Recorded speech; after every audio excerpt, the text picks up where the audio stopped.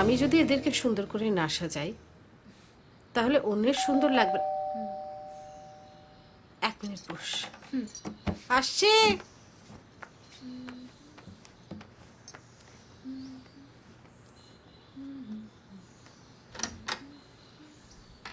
ওমা আবির, কদিন আসিসনি কেন? আসলে মায়ের শরীরটা একটু খারাপ ছিল। এখন ভালো আছে? হ্যাঁ। শোন না, আমার না একটু ভালো মাটি নেই।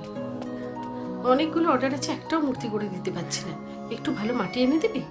ঠিক আছে পুতুল পিসি, তুমি যখন বলেছো আমি নিশ্চয়ই এনে দেবো। ভেতরে না না, আমার একটু কাজ আছে, আমি একটু তাড়াই আছি, আমি আজকে যাই। হ্যাঁ, আসলাম।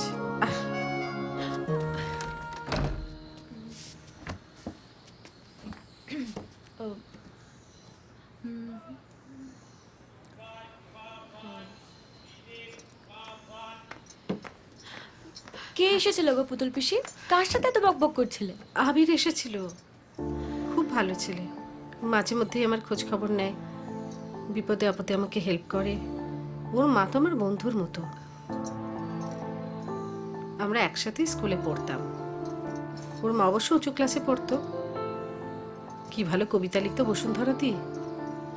তারপরে তো স্কুল পাশ করার পরে ওর মায়ের বিয়ে হয়ে গেল। তারপরে আবিরের বাবাও মারা গেল, বসুন্ধরাদি বিধবাও হয়ে গেল। অনেক ঝড় গেছে ওদের উপর দিয়ে।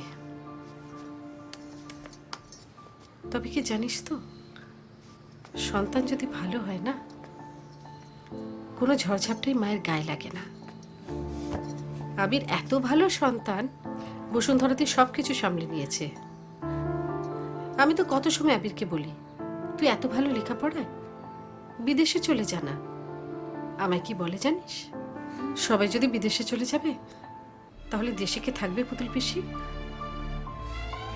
ওর মতো কিছু মানুষ আমাদের দেশে আছে বলেই এখনো দেশটা ঠিকঠাক চলছে। আচ্ছা পুতুল পিসি, ওর মা তো আবার লেখালেখি শুরু করতে পারে। অনেক জোরাজুরি করেছি রে, কিন্তু একটা জিনিস কি জানিস তো, প্রতিভা যদি একবার বাস্তবের তলায় চাপা পড়ে যায় না, তার আর কখনো বিকাশ হয় না। বসুন্ধরা দিয়ে লিখতে পারে না। আমার যদি মেয়ে থাকতো, আমি আবিরের সঙ্গে বিয়ে দিতাম। দাও না। হুম? না কিছু না, বল। ওইটা দিয়ে, হ্যাঁ। ওই তোর একটা পিস্তুত দাদা আছে না, রাজা না কি নাম, আবিরের সঙ্গেই পড়তো। খুব বাজে ছেলে রে, বজ্জাত ছেলে। রাজাদা?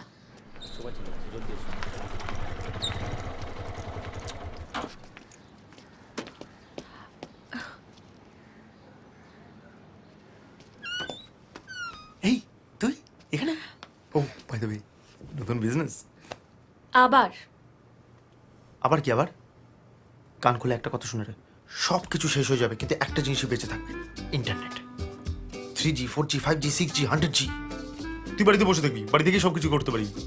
আর সেই দিন পুরো কৃষ্ণনগরে শুধু একটাই নাম লোকে মনে রাখবে, রাজা রাজা রাজা। বেশ হ্যাঁ, তো। আইডিয়া তো আমারই। কেমন?